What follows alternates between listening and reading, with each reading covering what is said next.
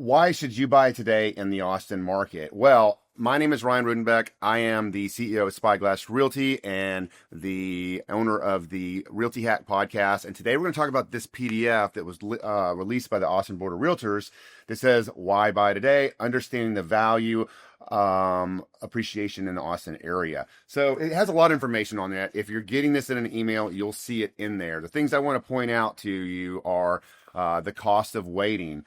If a buyer had waited 4 years to buy a home from 2015 to 2019, they would have missed out on 16.3% appreciation in Austin compared to 8.6 in Houston and 14.3 in San Antonio. Austin market outpaces competition on average. Annual home appreciation is an example. Austin's average appreciation over the last 20 years, even with these years of downward value trends, it's 5% appreciation. Houston is 3.7. San Antonio is 3.6. Okay. There's a whole bunch of other stats in here that you can read through. One of the things I want to point out, and I pulled out from another source of information of mine, is in 2022, home values were $529,000. That's the median home price in Austin. In 2025, it's $449,000, and now we have 40 days on market. If you look at the increase of value from 2021 to 2022, it was a whopping 34% increase in value. That probably, in retrospect, that much jump in value probably wasn't good long-term for Austin values. But, from 2021 to 2022, when we had that increase in value, at 34%. It then dropped almost 7%, then 5%, and then 4%. And if you look at a 5-year growth percentage, you will see that from 5 years ago, we're still 35% up from 2020. If you go and look at 2022 5-year growth from 5 years from 2022 in the past, then it was like 80%. It was a lot. It was too much growth in too little time. Well, now the market has dropped a significant amount. We've dropped more value than I believe any other metropolitan area in the country. And Austin has sustainability. The economic factors here have not changed. And what I think you're going to see is, regardless of what you think about this administration, I don't want to get political at all that, but I feel like the only reason the Fed has not dropped interest rates are for tariffs. As of today, supposedly there's a trade deal with UK.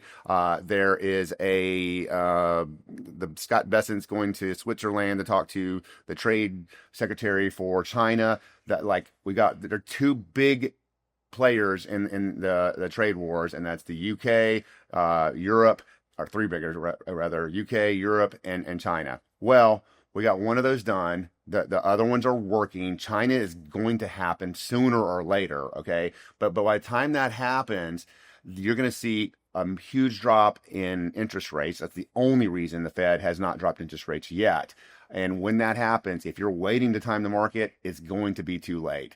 Interest rates right now are in between 6.8 and 7, which is not a bad rate. And especially with homes that are on the market, any home that's been on the market for any amount of time, you can get closing costs to buy down the rate, which I think is a phenomenal way to do that. Now, if you're to wait until interest rates drop another half point, what you're going to see happen is buyers are going to flood the market. For every 1 point in an interest rate drop, you get 1 million buyers hit the U.S. housing market as buyers.